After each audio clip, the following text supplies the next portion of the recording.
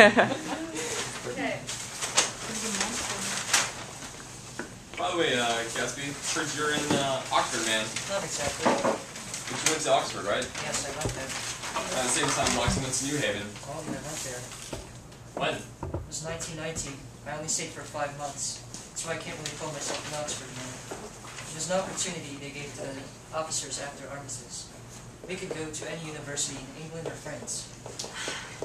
Or open up the whiskey, Tom. It'll make you enjoy it. Okay. I got one more question for Mr. Gatsby, though. What is it? What kind of row are you trying to cause? He's not causing a row, Tom. You're causing a row. Have some self-control. Oh, you goddamn self-control. Mr. Nobody from Mr. Nowhere comes in here, ruins all of our values, messing up all our family life and family institutions. I got something to tell you, old sport. Yeah, what's that? Oh, sorry. Your wife doesn't love you. She never has. You're crazy. No? Please don't, please. Let's all go home. Now, I want to hear what Mr. Gatsby has to say. Your wife doesn't love you. She never has. She only married you because I was poor and she was tired of waiting for me. She never loved you.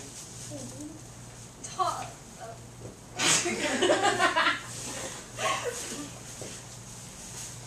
You stay sitting, Dizzy.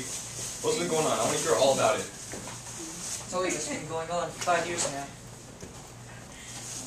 You're out of your mind.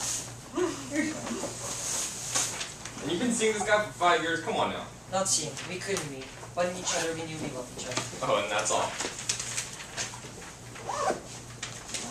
You're crazy. I can't speak about what happened 5 years ago because I didn't know her 5 years ago. I didn't know Daisy then. It's all a goddamn lie. You don't know what you're talking about. Me and Daisy have moments together that neither of us will ever forget. And she loves me now. Yeah. Sometimes she has foolish ideas in her head and doesn't know what she's doing. And what's more, I love Daisy too, and while I go off on a spree and make a fool of myself, I always come back in my heart, and I love her all the time. That's all over now. It doesn't matter anymore. Just go and tell him the truth, that you never loved him. It'll be all wiped out forever. What? But how could I love him? You ever loved him? I never loved you. He was a crazy dog with a nipple.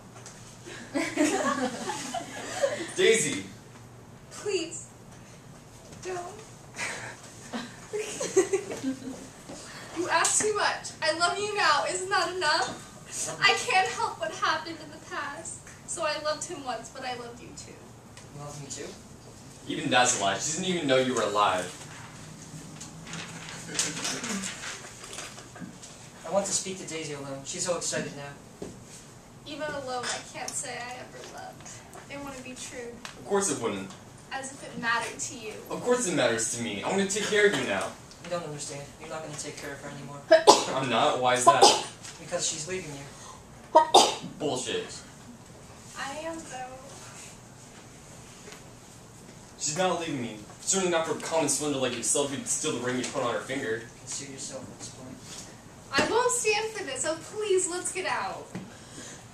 Who are you anyhow? You hang out with Mayor Wolfsheen, and that much I happen to know. I made a little investigation into your affairs. And I'll carry it further tomorrow. Consider yourself. I found out what drugstores were. He and his Wolfshine bought up all these small-time drugstores here and in Chicago. And selling grain alcohol all over the counter. That's one of his little stunts. I picked him for a bootlegger when I first saw him and I wasn't far too wrong. What about it? I guess your friend Walter Chase wasn't too proud of it. Yeah, he left me in the lurch. He went to jail for a month in New Jersey. He came to us dead broke. He was very glad to pick up some money, old sport. Don't you call me old sport. Walter could have had laws too, but Wolfstrong scared it out of him. You got something bigger going on now, and he's too afraid to tell me about it. Please, Tom. I can't stand this anymore. You two start home, Daisy. Go ahead and go in Mr. Gatsby's car. His transportation's all over now.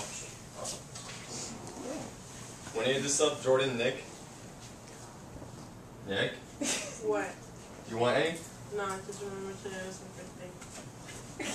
30. The promise of a decade of loneliness. A thinning briefcase of empathy. Thinning hair, so we head toward death through the cold and twilight. Yeah. Yay!